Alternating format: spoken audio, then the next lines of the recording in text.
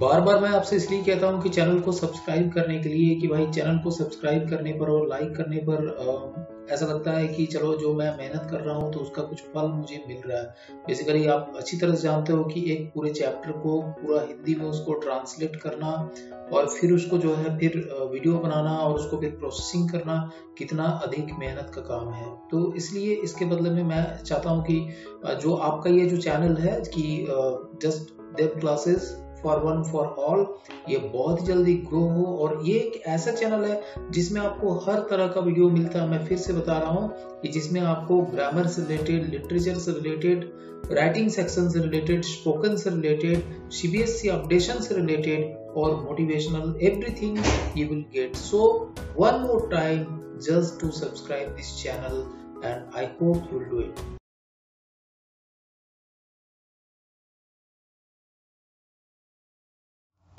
Hi students, this is Dev Mitra, your English teacher, and today we are going to review one of the interesting chapters from your Hornbill book. We are not afraid to die if we all can be together, from standard 11. So before starting, I would like to tell you that if you are new on this channel, then don't forget to subscribe it, and here we are going to review this chapter in Hindi.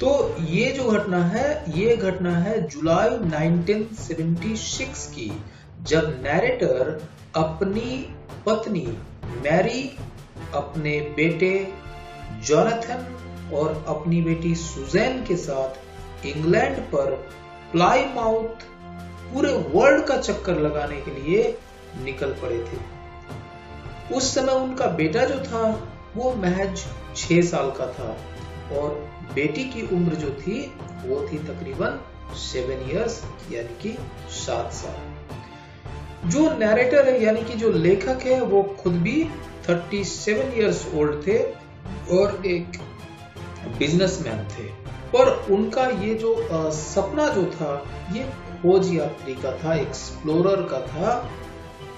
वो तो 200 साल पहले एक captain हुआ करते थे जिनका नाम था कैप्टन जेम्स कुक, और उन्होंने इसकी शुरुआत करी थी पूरा दुनिया घूमने की। उसी जर्नी को, उसी सी वोयाज को ये दोबारा करना चाहते थे, दोहराना चाहते थे।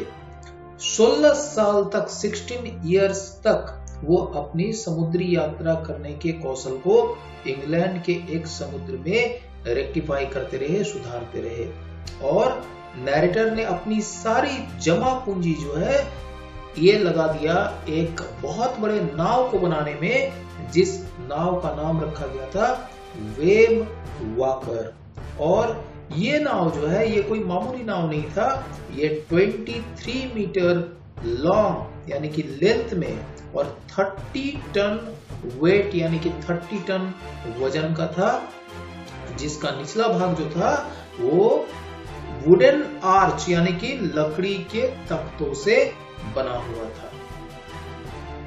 तो यहाँ पर जो है उन लोगों को 3 वर्षों में तकरीबन 1 लाख किलोमीटर से अधिक दूरी तय करनी थी, और यात्रा का जो पहला जो चरण था वो साउथ अफ्रीका के केप टाउन तक का था, और ये पूरी तरह से सुरक्षित भी था।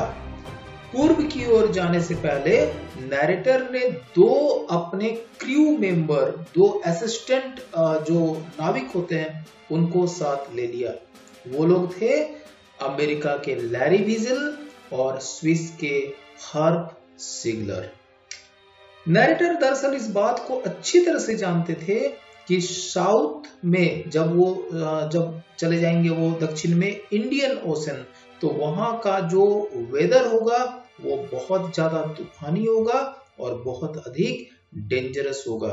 जैसा कि वे केप टाउन से पूर्व की ओर चले तो उन्हें वहां पे आंधी तूफान का सामना करना पड़ा। जो कुछ एक सप्ताह तक चलते रहे।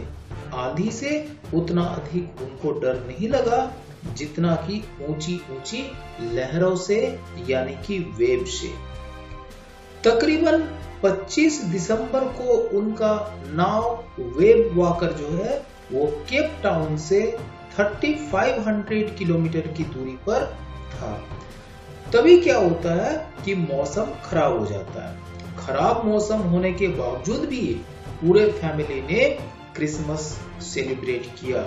उन्हें अभी भी इस बात की उम्मीद थी कि तूफान जो है वो थम जाएगा, और एक परिवर्तन आया भी।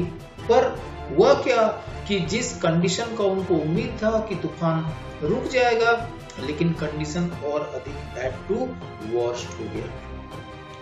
2 जनवरी तक सुबह के समय में वेव बहुत ही ऊपर तक उठने लगा, और इस तरह से उठने लगा कि नाव का जो स्पीड होता है, एक जो गति जो होता है, वो बहुत ही खराब होने लगा। नाव हर लहर के शिखर तक पहुंच जाती थी, और हवा जो है ऐसा लग रहा था जैसे हवा में कोई चीख मार रहा है, इस तरह का, मतलब कोई स्क्रीमिंग हो रहा है, इस तरह का एक साउंड हवा में सुनाई दे रहा था।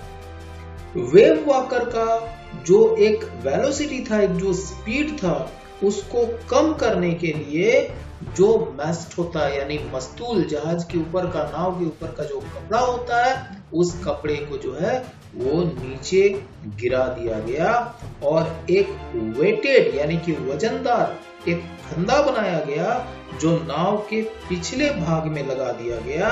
सभी ने लाइफ जैकेट भी पहन लिया, फिर भी वो आने वाले इस बहुत बड़े प्रॉब्लम, इस बहुत बड़ा मुसीबत को टाल नहीं सकते थे।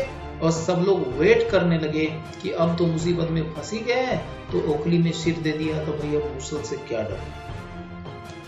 फिर क्या होता है कि प्रॉब्लम के आने से पहले ना थोड़ा सा एक एटमॉस्फेरिक शांति होती है, कहते हैं ना तूफान के आने से पहले की शांति।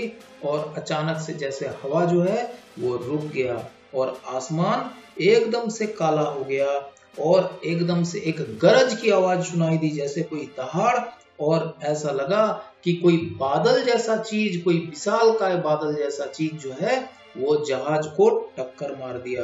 दरअसल ये कोई मतलब बादल नहीं था, ये क्या था, एक बहुत बड़ा सा ऊंचा सा लहर। और जब वो टक्कर जब लगा तो ऐसा लगा सभी को कि ये उनके जीवन का अंतिम समय है। दहाड़ गर्जन में बदल गई, नाव का पिछला भाग ऊपर उठने लगा, एक विस्फोट के साथ जहाज पूरी तरह से हिल गया, एक लहर नाव पर भी आकर के गिरी, और लेखक का जो सिर था वो व्हील से टकरा गया। जो नैरेटर है, नैरेटर का जो सिर है वो व्हील से टकरा गया। उसको ऐसा लगा कि जो वेव है वो वेव के नीचे डूब रहा है, मर रहा है, लेकिन उसने हिम्मत जो है, उसने हिम्मत नहीं। जैसे नाव पलटने लगी, जहाज का मैस्ट जो है एकदम से पैरेलल नीचे की ओर गिर जाता है। नैरेटर क्या करता है, किसी तरह से रेलिंग को पकड़ लेता है। वो जहाज की छत पर इस तरह से चक्कर खा जाता है जैसे कि वो पुराने कपड़ों से बनी कोई गुड़िया हो। मतलब वो जो वेव था, वो जो लहर था, वो नैरेटर को उठा के बहुत जबरदस्त रूप से फेंक दिया था, और उसको चोट भी बहुत अधिक लगा था। उसकी छाती की हड्डी जो है वो चटक गई थी, उसके दांत टूट गए थे, और उसके मुंह में खून भर गया था। लेकिन उसने हिम्मत का काम ये किया कि उसने जो व्हील है, जो कंट्रोल व्हील होता है, उस कंट्रोल व्हील को उसने नहीं छोड़ा। चारों तरफ सिर्फ पानी ही पानी था। पानी तो नाव के निचले भाग में भी बह करके पहुंच गया था, पर सही स्थिति का आकलन करने का कोई उपाय नहीं था। अचानक छत पर बने छेद के ऊपर रखा हुआ ढक्कन जो है वो फाटक से खुला। मैरी यानी कि नैरेटर की पत्नी चीखने लगी और बोली कि जहाज के निचले भाग में पानी भर गया है। नैरेटर ने उससे बोला कि तुम इस व्हील को संभालो, और वो खुद जो है वो ढक्कन के पास उसे छेद पर रखने के लिए भागा। दोनों जो क्रू मेंबर्स थे, यानी कि लैरी विजिल और हर्ब जिगलर, वो जी जान से पानी को पंप से बाहर निकालने में जुटे हुए थे। नाव का जो पिछला भाग था वो अंदर की ओर धंस गया था। कपड़े, नक्शे, कप, प्लेट सब कुछ खिलौनों की तरह पानी में तैर रहे थे। नैरेटर जो है वो अपने बच्चों के केबिन में जाता है और उन्हें ऊपर का जो बेड बर्थ होता है जिसपे सोते हैं उनको देखता है कि वो बच्चे सोए हुए हैं, सुरक्षित है, बट उनकी बेटी जो है शू, उनके सिर पर चोट लग गई है और एक घूमड़ जो होता है, जो एक स्वेलिंग जो होता है, वो स्वेलिंग वहां पे उभर आया है। नैरेटर ने एक हथौड़ी और कुछ जो छेनी किस्म के होते हैं वो ले लिए और उस छोटा सा होल का उसने रिपेयर कर दिया। अब पानी का बहाव जो है वो बगल की ओर बह करके जाने लगा पर नीचे नहीं जा रहा था। रात बहुत अधिक ठंड थी। उन्होंने मदद के लिए रेडियो सिग्नल चारों तरफ भेजे। शू के सिर पर जो चोट थी उसके कारण उसका हेड स्वेल हो गया था। उसकी आंखें जो है वो काली हो गई थी। नैरेटर तथा उसके दूसरे सभी साथी बारी बारी से 2-2 घंटे आराम करते हैं। 15 घंटे बीत चुके थे बट पहली बार लहर ऊपर आई थी, पर नाव को क्षति बहुत अधिक हो चुकी थी। ये संभव नहीं लग रहा था कि वह उन्हें ऑस्ट्रेलिया तक लेकर के जाएगी, यानी नाव आगे बढ़ने का कोई पॉसिबिलिटी नहीं लग रहा था। नैरेटर जो है वो मैप्स यानी कि जो नक्शा होता है उसको देखते हैं और उन्हें 2 आइलैंड्स यानी कि टापू नक्शे में दिखते हैं। एक आइल एम्स्टर्डम फ्रांस का साइंस रिसर्च सेंटर था। अब इन लोगों को यही उम्मीद थी कि किसी तरह से उस आइलैंड पर पहुंच जाया जाए, आइल एम्स्टर्डम में पहुंच जाया जाए। उन आइलैंड्स की ओर नाव को मोड़ा गया। उन्होंने 2 दिन के बाद कुछ मांस यानी कि मीट और कुछ बिस्कुट्स खाए। शाम 4 बजे काले बादल फिर धीरे धीरे जो है मौसम को बदलने लगे। पूरा मौसम रात भर खराब रहा। 5 जनवरी सुबह के समय में नैरेटर बच्चों को थोड़ा सा इंश्योर करने में, थोड़ा सा मतलब उनको एश्योर, सॉरी मैं इंश्योर कह गया, एश्योर यानी थोड़ा सा उनको कंसोल, थोड़ा ढाढ़स बनाने में, समझाने में थोड़ा सा कामयाब रहा। और उनकी बेटी जो है थोड़ा सा मतलब उनको चोट लगी थी और जॉन ने पूछा क्या हम लोग मर जाएंगे, तो इसी के साथ बोला हम लोग मरने से नहीं डरते हैं। उनके बेटे ने कहा और बेटी ने भी कि हम लोग मरने से नहीं डरते हैं अगर हम लोग एक साथ रहे। यहाँ पर मैसेज ये है कि परिवार की जो शक्ति होती है वो सबसे बड़ी शक्ति होती है कि आपके परिवार के सभी लोग अगर एक साथ आपके साथ है आप किसी भी तरह के प्रॉब्लम को फेस कर लोगे, लेकिन अगर अकेले हो तो नहीं कर पाओगे। उस शाम मैरी यानी कि नैरेटर की वाइफ और नैरेटर यानी कि जो लेखक हमारे जो ऑथर है उनको ऐसा लगा कि अब उनके जीवन का जो समय है वो अंतिम समय आ गया है। पर नाव को तूफान से बचकर निकल आते हुए तकरीबन 16 जनवरी तक हवा जो है धीरे धीरे कमजोर पड़ता चला गया और नैरेटर ने पूरा स्थिति को ऑब्जर्व किया और वो ये सोच रहा था कि तभी उनकी बेटी शू उनके पास आई और उसने अपना बनाया एक कार्ड अपने फादर को दिखलाया। उस कार्ड पर उसने अपने मदर यानी कि मैरी, डैड यानी कि नैरेटर का एक पिक्चर बना रखा था। और इस पिक्चर की खास बात क्या थी? इस पिक्चर की खास बात ये थी कि उनको मोटिवेट करना था। यहाँ पर जो है यहाँ पे नैरेटर जो है, नैरेटर जब देखते हैं उस पिक को तो यहाँ पर जो है बेसिकली जब उन्होंने देखा उसको तो देखने के बाद जो है वो उसमें एक मतलब जो चित्र था वो चित्र एक मतलब एक क्या बोलेंगे उसको कि उसमें एक व्यंग था, एक उसमें जो है एक आयरनी था ताकि उसको देख करके हंसी आ जाए। और नैरेटर को ये उम्मीद हुआ कि शायद कुछ रास्ता निकले, क्योंकि बच्चों ने हिम्मत बांध दी है तो कुछ ना कुछ जरूर होगा। और आखिरकार जो है उम्मीद में ही पूरी दुनिया कायम है। आखिरकार सब लोग शाम 5 बजे तक वहां पहुंचेंगे उस आइलैंड पर। फिर वो नीचे चले गए। 6 बजे जोनाथन यानी कि जो नैरेटर उनका बेटा और उनकी बेटी सू ने उनको जगाया और एक गुड न्यूज दिया। गुड न्यूज ये कि जो एम्स्टर्डम जो आइलैंड है वो दिखाई दे रहा था और वो लोग वहां पे सुरक्षित पहुंचने वाले थे, बल्कि पहुंच भी चुके थे। अगले दिन उस आइलैंड पर तकरीबन 28 जो मेंबर्स थे उन लोगों ने स्वागत किया उन लोगों का।